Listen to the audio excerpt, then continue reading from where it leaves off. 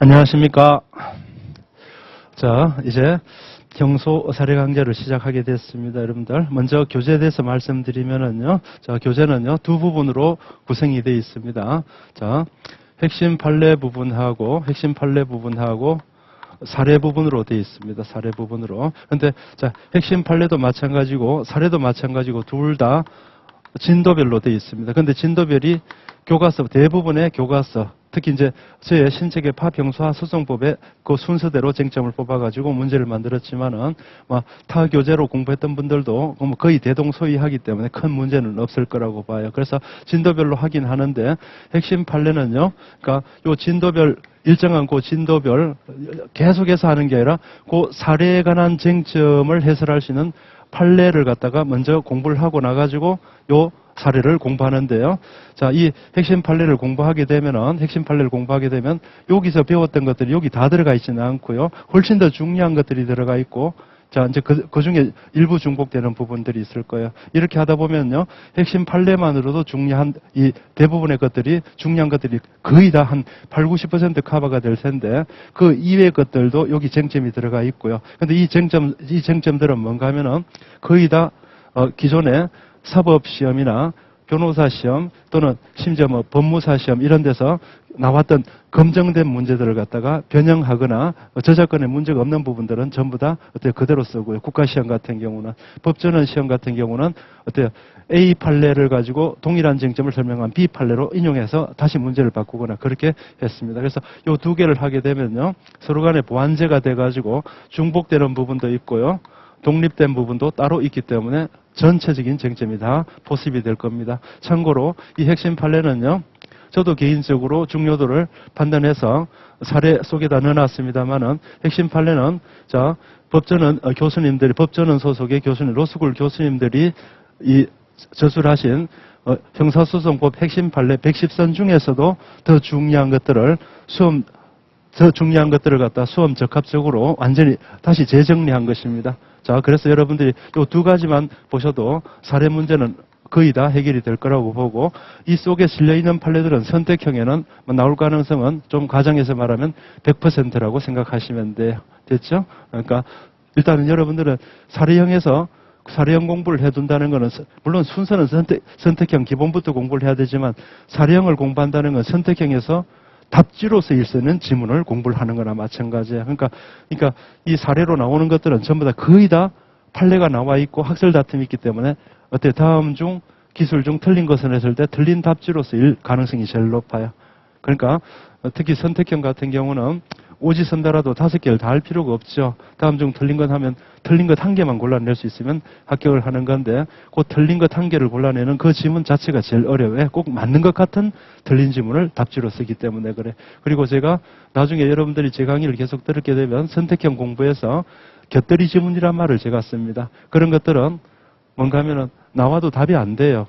뭔가 하면 참가하는 데 의의가 있는 지문들이에요. 그래서 보통 5개 지문 중에서 여러분들이 웬만큼만 공부를 하시면 이건 답이 안 된다는 걸 거의 알아요. 그러니까 자, 이게 답이네. 이렇게 되는 경우가 확실히 맞는 경우고요. 한 3개 정도 지원은 2개 남았다. 이러면 확률이요. 2개 중에 하나인데, 여기서도 또 사실 답이 남아있을 수도 있기 때문에 확률이 뚝 떨어져 버립니다. 3분의 1도 안 됩니다.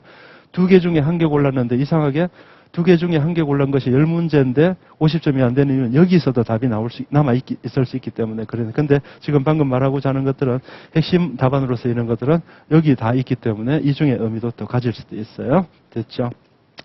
그래서 교재의 구성은 사례집인데 사례가 없네 그러지 마시고요. 자, 핵심 판례를 쭉 공부하다 보면 자, 핵심 판례를 공부하다 보면 여기 해당되는 것 사례가 또 나오고, 이 사례를 다 풀고 나면 또 그 다음 사례하고 관련된 또는 그 다음 사례하고 관련된 그 진도 범위의 판례가 나열되어 있을 것입니다. 그리고 판례는 여러분들이, 자, 사례는 이미 여러분들이 전형적으로, 저는 저의 사례집은 형법뿐만 아니라 군더더기가 하나도 없어요. 중복되는 것도 없고. 그래서 기존의 다른 형사소송법 사례집하고는 달라요. 막 중원부원 막 학설까지 쓰고 그런 거 없습니다. 그냥 판례처럼 그냥 사건을 바로 해결해요. 전부 다 보시면은. 그건 여러분들이 평가하시면 되겠고. 그리고 판례도요, 그냥 판례 원문만 소개한 것이 아니라 사안을 갖다가, 이제 곧 보시겠지만은, 사안을 갖다가 사안의 문제점을 판례하여 해결할 수 있는 그 답안지에 인용할 수 있는 그 문장을 그대로 써놨기 때문에 자 보시기도 쉬울 거예요. 그러니까 일반적인 그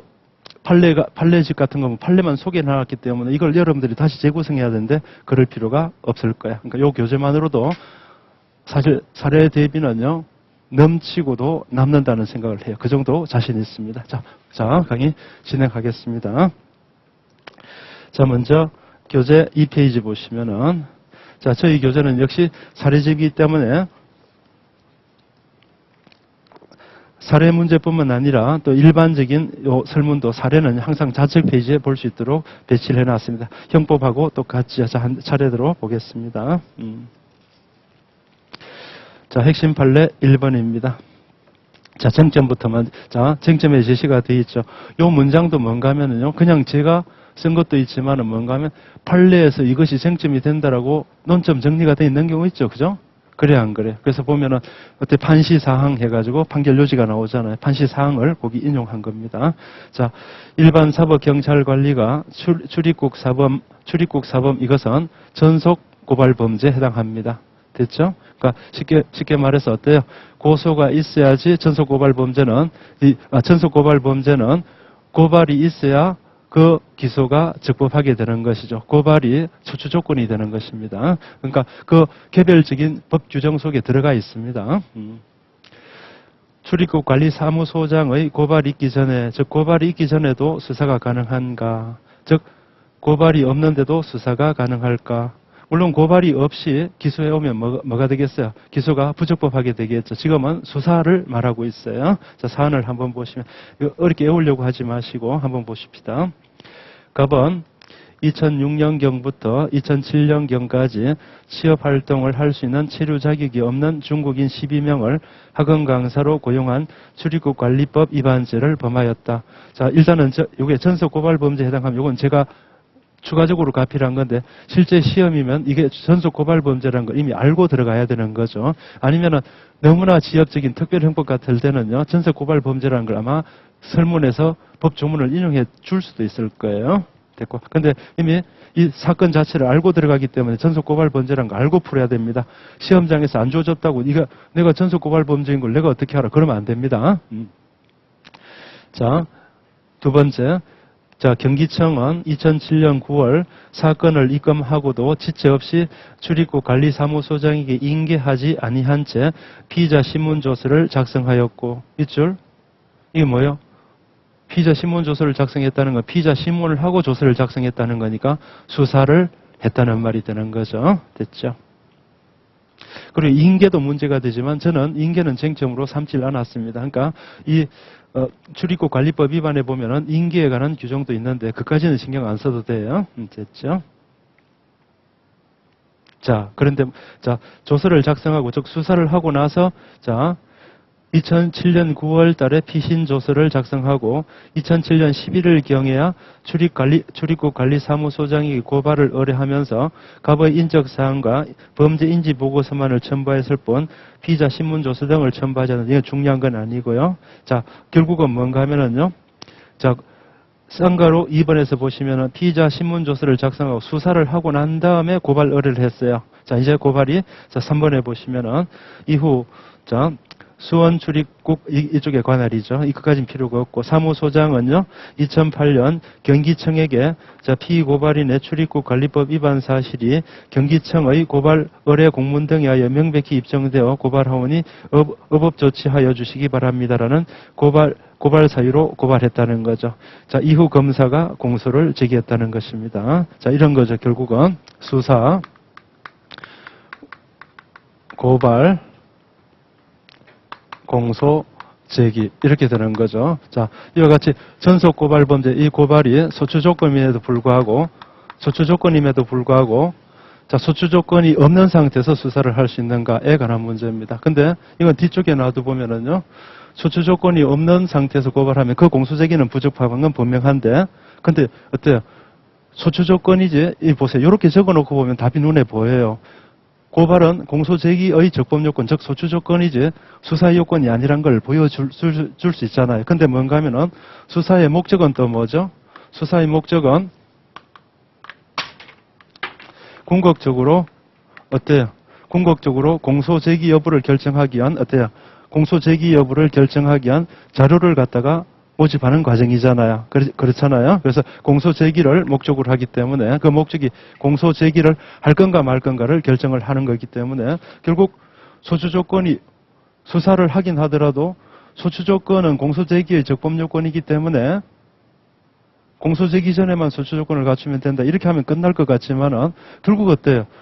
고발이 나중에 안 될 것인데도 고발이 나중에 끝까지 현재 안 돼 있고 뒤에도 없을 것 같으면 수사 목적을 달성할 수 없는 수사가 되어 문제가 발생을 하잖아요. 그러니까 요 계리를 어떻게 해결할 것인가에 관한 문제가 됩니다. 됐죠? 제일 좋은 거는 고발이 있다 그러면 뭐가 되겠어요? 아, 이거는 나중에 공소 제기를 할 수 있는 거니까 우리가 어떻게 수사를 열심히 하자 이렇게 되겠지만은 이 수사해놓고 뒤에 고발 안 되면은 공소 제기를 사실적으로는 할 수 있지만 해봐야 부적법하게 되는 거죠. 그러니까 요 논리 모순 문제를 어떻게 해결할 것인가에 관한 문제. 그러니까 결국은 우리 대법원은 절충적으로 가게 됩니다. 입장에. 자, 문제 보시면은요. 쟁점.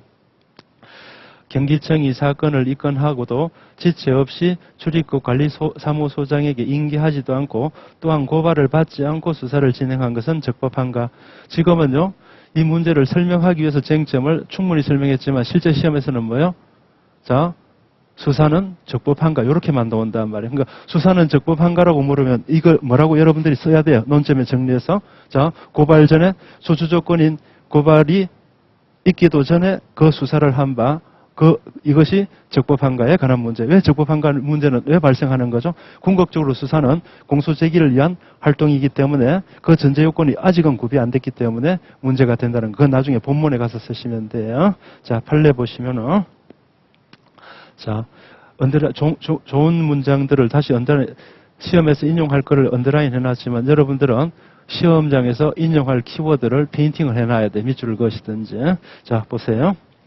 법률에 의하여 고소할 수 있어야 논할 수 있는 죄를 징고죄라 그러잖아요. 다음, 법률에 의하여 고발이 있어야 논할 수 있는 죄를 전속 고발 범죄라고 하죠. 됐죠?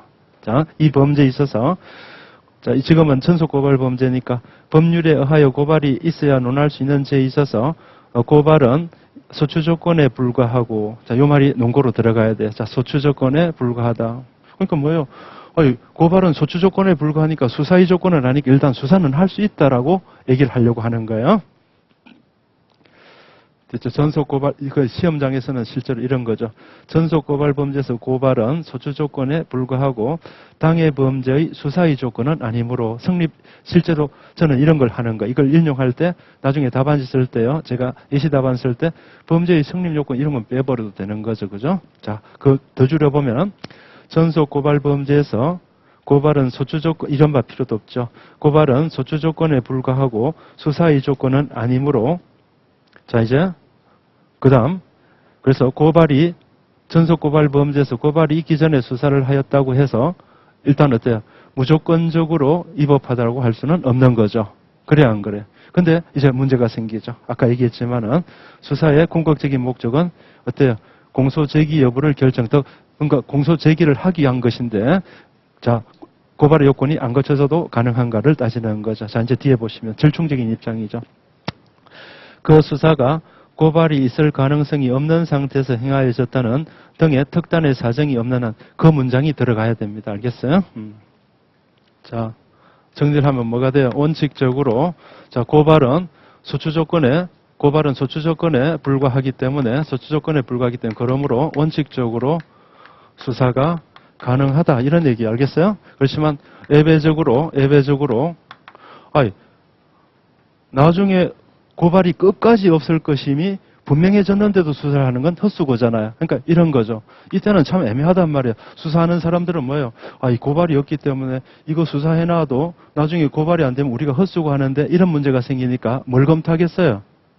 혹시라도 자, 근데 이 고발 가능성이 있는데 수사 안 해놨다가 문제가 생길 수도 있겠죠. 그러니까 뭔가 하면 우리가 헛수고를 안 하려면은 나중에 뒤에 고발이 전혀 불가능한 것 같다 그러면 아예 수사를 할 필요가 없지만 나중에라도 고발할 가능성이 남아있다면 수사를 일단은 해줘야 되죠. 알겠죠? 그 내용을 이렇게 쓰는 거란 말이에요. 그래서 예외적으로 소추적자 고발이 고발 요건이 구비될 수 없는 상황이라면은 이럴 때는 예외 요건 갖추면 원칙이 수사가 가능한데 예외 요건 갖추면은 다른 효과가 발생. 자, 수사가 불가능하다는 거죠. 요 문장이 다합니다. 소추 조건은 고발은 소추 조건에 불과하므로 원칙적으로 수사가 가능하나 다만 차후 고발 요건이 구비될 수 없는 특단의 사정이 있다면 수사가 불가능하다. 이렇게 말을 나누면 돼요. 판례처럼 저렇게 하지 마시고 훨씬 더 쉬워졌죠. 이렇게 두 가지로 분류를 하시면 돼요. 그러니까 대법원은 자, 수사가 고발 요건이 구비될 수 없는 특별한 상황이 아니었다면 수사가 가능하다. 이렇게 썼는데 문장을 둘로 나눠 버리세요. 됐나요? 자, 그러면 사안은 한번 볼까요? 자, 그러면 우리는 이제 나중에 교과서에서 배우죠. 고발 여건을 구비할 수 없는 상황 같으면 어때요? 자, 친고죄로 예를 들자면 고소기간이 이미 도가 돼버렸다든지, 알겠죠? 고소기간이 도가 돼버렸다든지, 이런 특단의 사정. 그러면 고발 요건, 고소 요건을 구비를 못하죠. 그렇죠? 아니면 또 뭔가 하면은, 뭐 고소기간이 도가 해버렸다든지, 이런 것들입니다. 됐죠?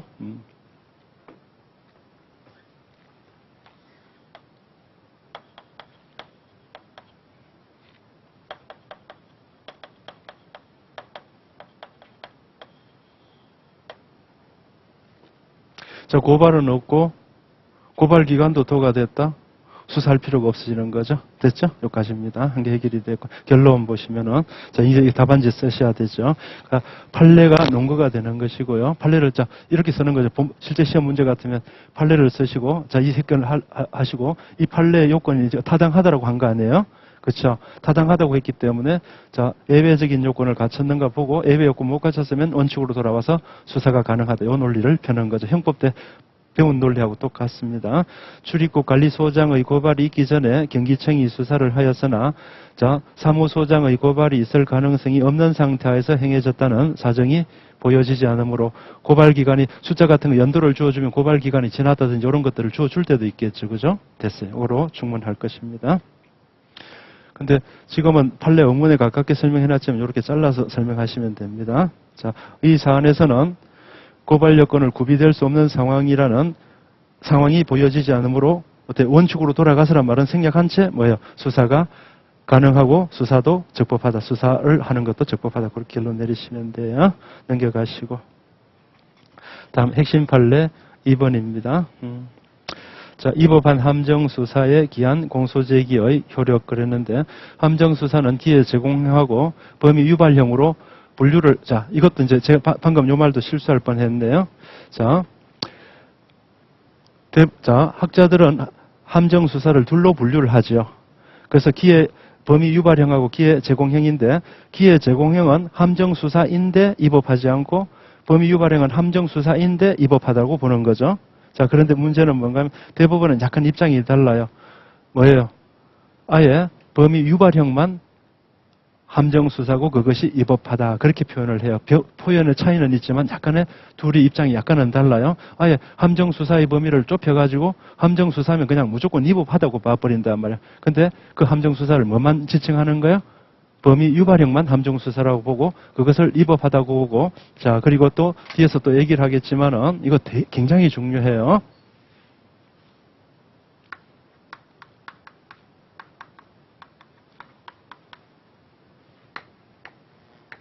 수사입법이 공소제기의 효력에 자 수사가 입법하면 공소제기의 효력에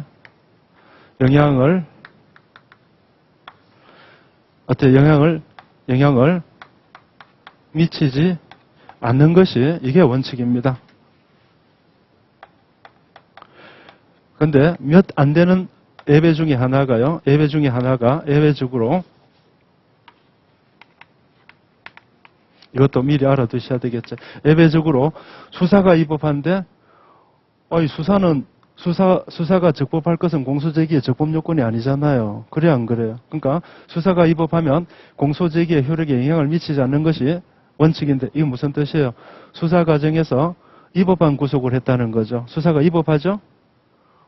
그리고 또 입법하게 압수수색을 했다 그러면 증거 능력만 상실되지 기소 자체가 적법 부적법을 영향을 미치지는 않는 거잖아요. 근데 예외 중에 하나가 방금처럼 함정수사 우리 대법원은 입법한 함정수사는 그냥 입법해요, 대법. 함정수사만큼은 뭐야? 영향을 미쳐가지고, 영향을 미쳐서 공소제기가, 자, 어때요? 공소제기가 법률상, 자, 공소제기가 입법한 것으로서 법률상 무효로 봐가지고 공소 기각 판결을 하게 됩니다. 알겠죠? 됐죠?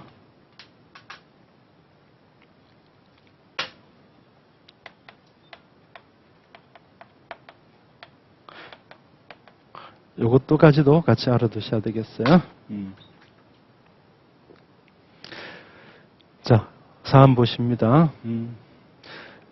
근데 요거 뒤쪽에 요 부분에 관한 사례는 나와는 제가 사례까지는 일일이 판례 한 개를 모두 사례로 다 만들 수는 없기 때문에, 그러니까 요 부분은 요게 그냥 시험 문제 그대로 뜰 수가 있어요. 자, 보십시다. 사안 보시면은,